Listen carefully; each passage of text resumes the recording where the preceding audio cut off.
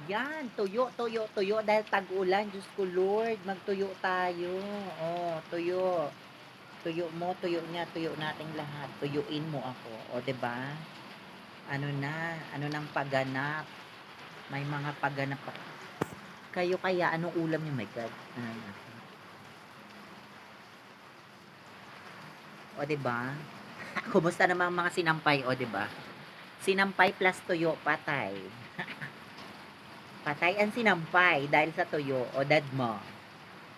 Kasalanan niya yan, nandito siya sa kusina.